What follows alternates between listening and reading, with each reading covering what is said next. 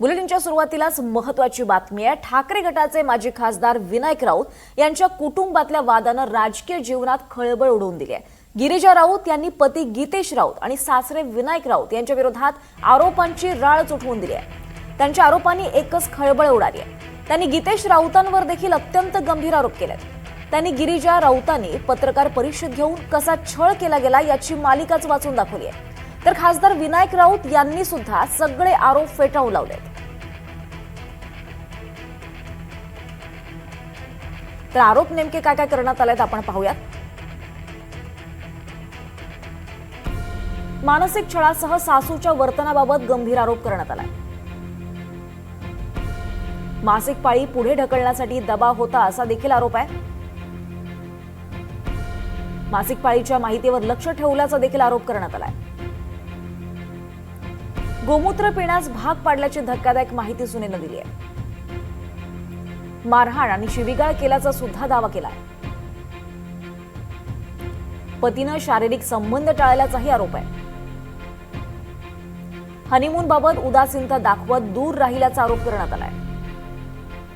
पाली गणपती मंदिरात लोकांसमोर अपमान केल्याचाही आरोप आहे।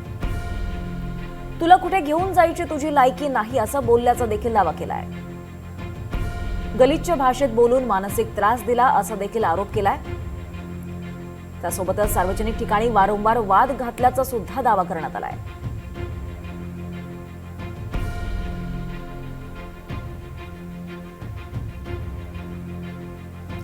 दरम्यान माजी खासदार विनायक राऊत यांच्यावर त्यांची सून गिरिजा राऊत यांच्याकडून या जादूटोणा विरोधी कायद्यान्वये गुन्हा दाखल झालेला आहे आणि हे प्रकरण अत्यंत गंभीर असून पोलिसांनी निरपेक्षपणे याची चौकशी करावी।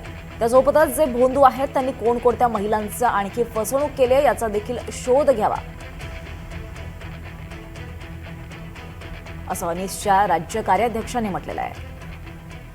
ठाण्यामध्ये गिरिजा राऊत या विवाहितेनं आपल्यावर जादूटोणा केल्याची तक्रार दाखल केलेली आहे। खरं तर हे प्रकरण अतिशय गंभीर आहे। पोलिसांनी जरी गुन्हा दाखल केला तर त्याचा तपास सखोलपणे करावा। ज्या भोंदूंचं नाव या प्रकरणात घेतलेलं आहे त्या भोंदूकडून अन्य काही महिलांचं अन्य काही व्यक्तींचं शोषण झालंय का हे पाहावं। जरी राजकीय कुटुंबातली व्यक्ती असली तरी निरपेक्ष भावनेनं पोलिसांनी तपास करावा।